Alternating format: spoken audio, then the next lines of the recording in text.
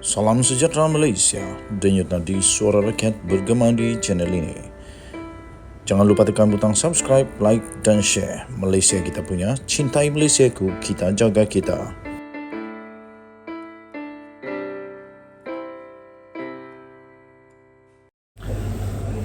Salam sejahtera Malaysia, denyut nadi suara rakyat bergema di channel ini. Tuan-tuan dan puan yang dihormati sekalian, sebelum saya mulakan, saya ingin ucapkan bilion terima kasih kepada semua yang sudah tekan butang subscribe, like dan share video-video berita-berita di dalam channel ini.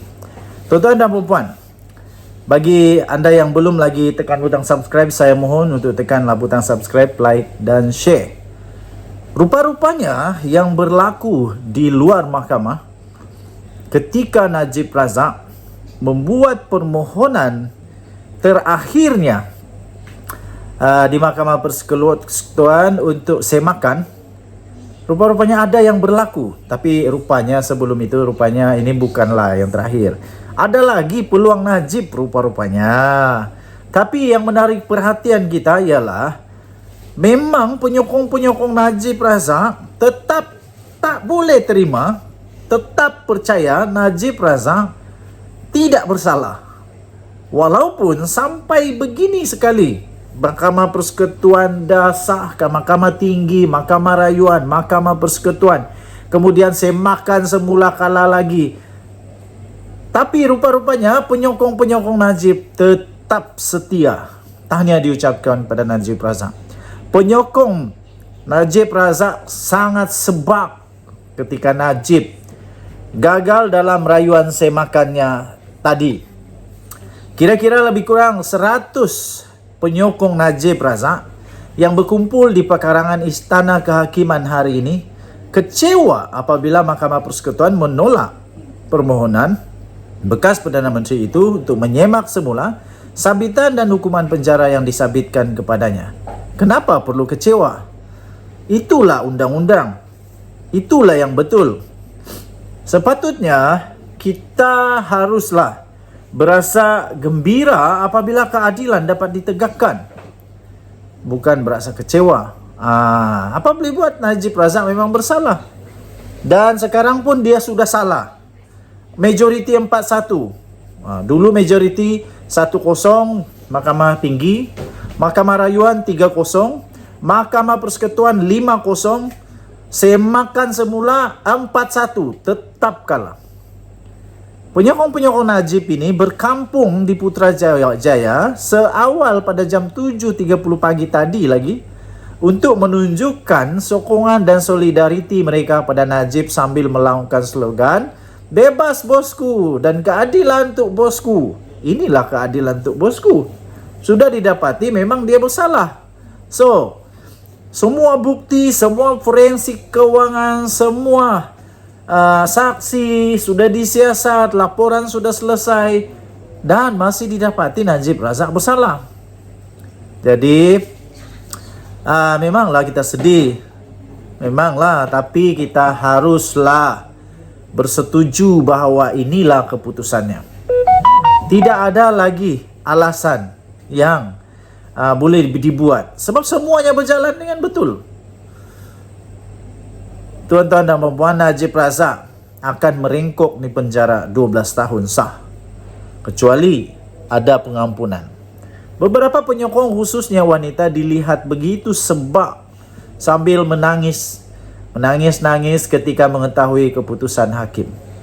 Bagi mereka, Najib merupakan insan yang banyak berjasa kepada rakyat dan negara, sudah dizalimi oleh kerajaan kerana mendakwanya di mahkamah. Itu bukan dizalimi, itu keadilan harus ditegakkan kerana kita berpandukan kepada rukun negara, kedaulatan undang-undang. Nothing is above the law. Tiada siapa yang boleh lebih tinggi daripada undang-undang. Terdahulu 4 daripada 5 panel hakim Mahkamah Persekutuan telah majoriti menolak permohonan semakan Najib terhadap sabitan dan hukuman kepadanya. 4 hakim membuat keputusan menolak permohonan itu, manakala seorang lagi sebaliknya. Penghakiman hari ini selari dengan keputusan yang dibuat oleh panel hakim yang dipengerusikan sendiri oleh Ketua Hakim Negara Malaysia Tengku Maimun Tuan Mat pada 23 Ogos tahun lalu, yang telah pun mengekalkan sabitan bersalah dan hukuman penjara selama 12 tahun serta denda 210 juta ringgit kepada Najib Razak. Sementara itu, seorang penyokong berkata, keputusan pada hari ini itu menunjukkan kerajaan zalim terhadap bekas Perdana Menteri itu. Saya harap penyokong-penyokong ini jangan terlalu takzub dengan Najib Razak, sehingga nanti silap-silap nanti dia boleh diambil tindakan sebagai menghina mahkamah pula. Jangan cari masalah. Yang bagusnya perlu sokong apa yang dilakukan oleh mahkamah, dan mahkamah sudah buat yang terbaik. Hakim-hakim buat keputusan berdasarkan kepada bukti, berdasarkan kepada saksi, berdasarkan kepada semua mengikut lunas Undang-Undang Negara Malaysia. Wanita yang hanya dikenali sebagai Hajar Rabiha itu mendakwa datang dari Sungai Buloh. Dia turut bertanya kepada bekas Ketua Pegawai Eksekutif SRC International Sdn Bhd, Nik Faisal Arif Kamil, bekas Gubernur Bank Negara Malaysia Zeti Akhtar Aziz, bekas Menteri Keuangan Nur Mohamed Yaakob, dan warga Malaysia dalam buruan Jolo tidak dibicara. Katanya, sedangkan Jolo rakyat Malaysia, tapi kenapa Kuwait pula jatuhkan hukuman? Sepatutnya bawa dia balik ke Malaysia, katanya. Biar Malaysia yang jatuhkan hukuman. Kenapa Najib yang kena, katanya? Yalah, sebab Najib bersalah. Jolo, mahkamah di Kuwait tidak semestinya sama dengan mahkamah di Malaysia punya cara perjalanan. Jadi, mungkin di Malaysia perlu untuk orang itu ada. Mungkin saja, saya pun tak pasti. Saya bukan pelajar undang-undang dan saya pun bukan peguam. Tapi yang saya yakin 120 juta % adalah Najib bersalah. Kenapa? Kerana telah pun dijatuhkan hukuman oleh Mahkamah Persekutuan. Bukan dijatuhkan hukuman, dikekalkan hukuman. Kecuali tiba-tiba dia pula didapati tidak bersalah, entah macam mana nanti, mungkin. Jadi saya pun okeylah, terimalah. Jadi kepada semua penyokong Najib, terima sajalah keadaan dengan baik. Dia turut mempersoalkan juga mengapa Peguam Negara masih tidak mendedahkan kepada umum siasatan terhadap Hakim Nazlan Mahkamah Rayuan Muhammad Ghazali. Katanya, jadi kami hadir pada hari ini semata-mata mahukan keadilan dan kebenaran kepada Najib.